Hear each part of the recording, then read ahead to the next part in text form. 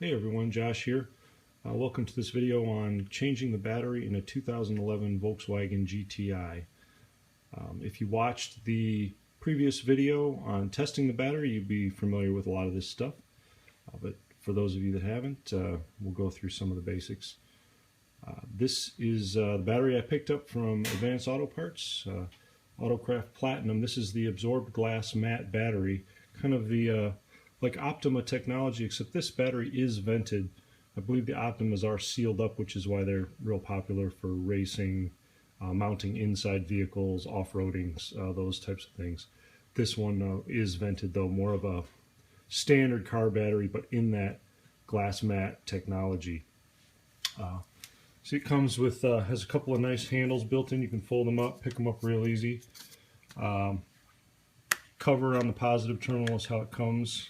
And this particular one is quite a bit beefier than the stock battery. The battery in the Volkswagen was 640 cold cranking amps, and see this one's up 760, so it's a little bit beefier. And the instructions here, well, if I already kind of peeled this to get it started, but it's got a simple little instruction manual that just tells you about the venting of the battery. It has a vent port on each side, which you can, if you can see, there it is, little vent port. There's one of those on each side. It instructs you that if your vehicle has a vent tube that goes to the battery, to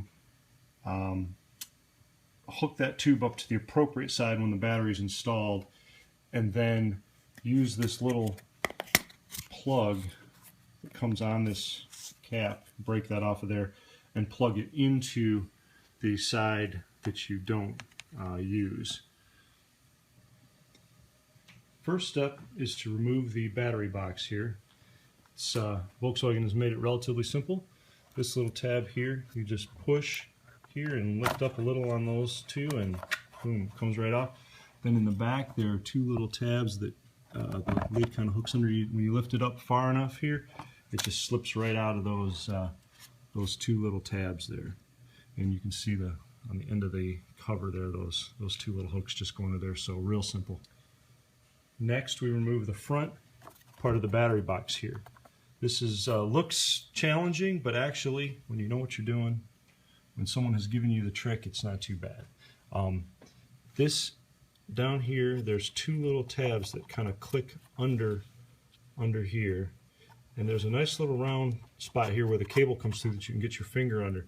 So what I do, I found easy enough on mine. Maybe some of you might need to get a screwdriver or something in there a little bit, but mine, if I push in on these two little tabs and kind of pick up and wiggle with this finger under there, it pops right up.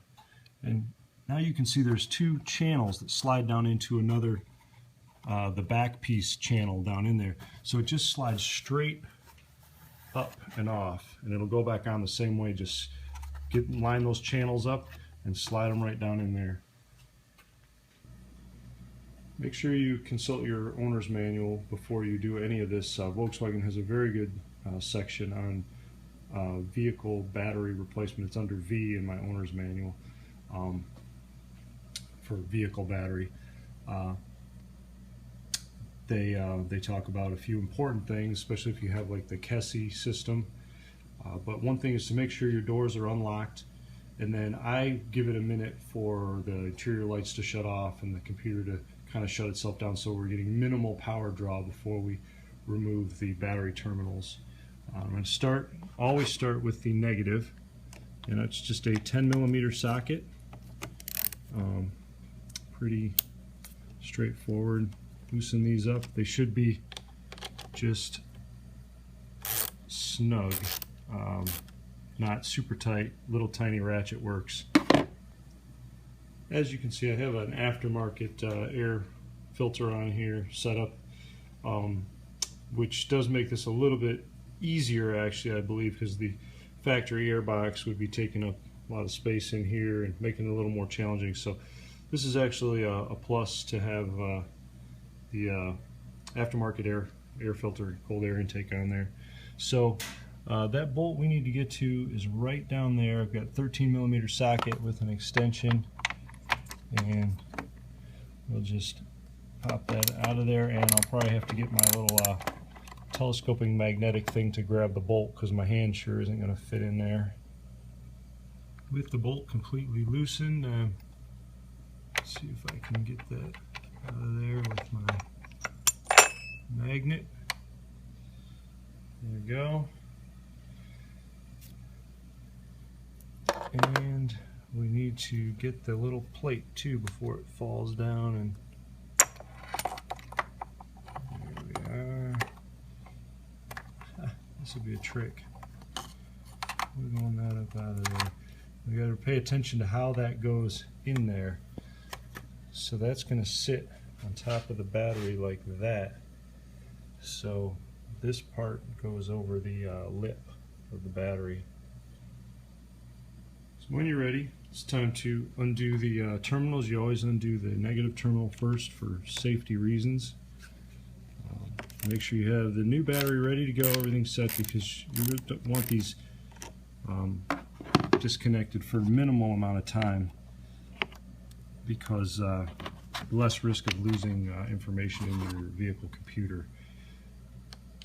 You're probably going to lose some stuff, but see, those aren't very tight. Little tiny ratchet does the job. It's a 10mm bolt on there on the Volkswagens. And now we are ready to pull the battery out.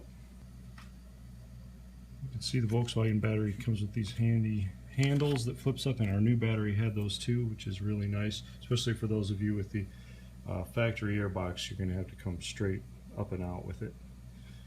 So let me do that. I got to put the video down. I'll get back with you in a little bit. I found that if you tuck the negative battery cable right behind that little lip and push it back as far as you can right up in there, makes it much easier to slide the battery straight up and out. Okay, now we take a look at the original battery here, and this is the orientation that it came out of the car, where this was towards the back of the car, so closest to the windshield. And you can see there's that little vent hole on there that is not covered. There was no hose hooked up to it or anything. Now towards the front of the vehicle here, they had a plug in this. So we'll do the same thing with that red plug that came on our new battery, and we got to take off the sleeve here and put that on our new battery, and it just slides up and off real easy, and we'll pop it down over the new battery. Okay, we got our sleeve slid over the new battery and broke off that little red cap to put into the hole on the front side so that it matches the location on the factory battery. Apparently Volkswagen wants that vent to be on the back, closest to the windshield. So yeah, that just pops in there, sticks out a little ways, but it's in there good. So we're ready to put the new battery into the vehicle. As you can see, the new battery slid in there real easy, a perfect fit. Just had to make sure that the sleeve here wanted to catch on the plastic over here, so just, you know, a little fiddling and it slides right down in there when the sleeve goes down. Fits perfect. So now I just like to put a little dielectric grease on the battery terminals, and then we'll be ready to hook it up. This prevents corrosion and keeps a good connection for a long time. Remember, positive terminal goes on first. You may have to loosen it a little if the new post on the battery hasn't been squished. Yeah.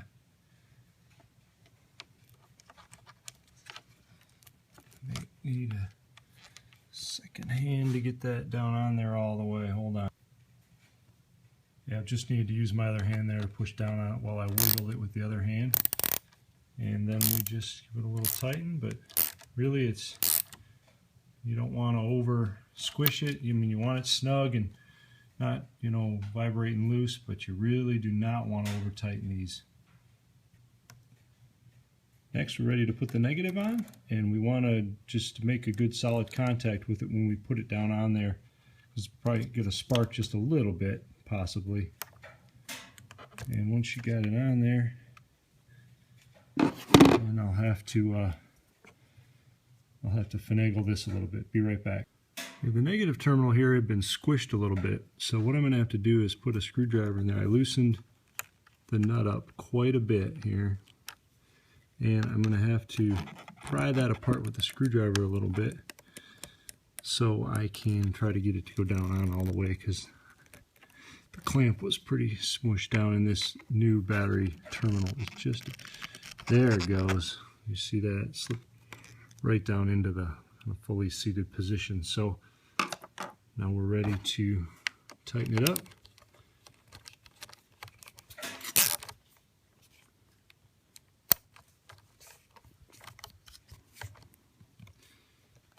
Not too tight, just snug. There we go. Okay, with this aftermarket air cleaner on here, I'm just able to get my arm underneath it and get this hold down plate in place. You have to push it up in, can you see that? There, so that lip on the plate is up on top of the lip on the bottom of the battery. Then, let's see about taking our magnetic, nice magnet, telescoping. We can go straight down and get that sucker to line up. A little bit of monkeying around there. And I may actually, yeah, I can get the bolt started with the magnet so it doesn't fall out. Now if I had removed the air intake, and if you have a factory air intake, you may need to remove it to get to this easier. Now that I've got that started, I can put the 13mm socket on it and snug it down.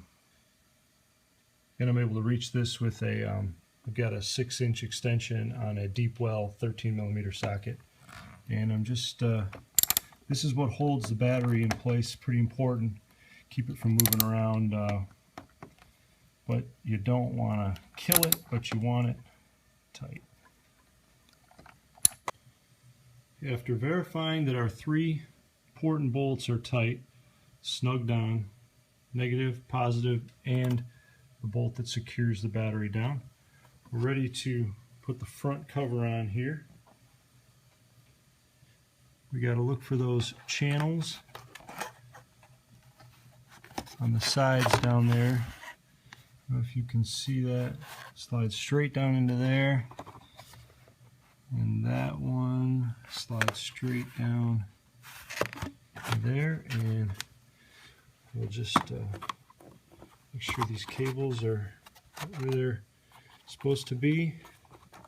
And these 2 little tabs click down under the bracket there.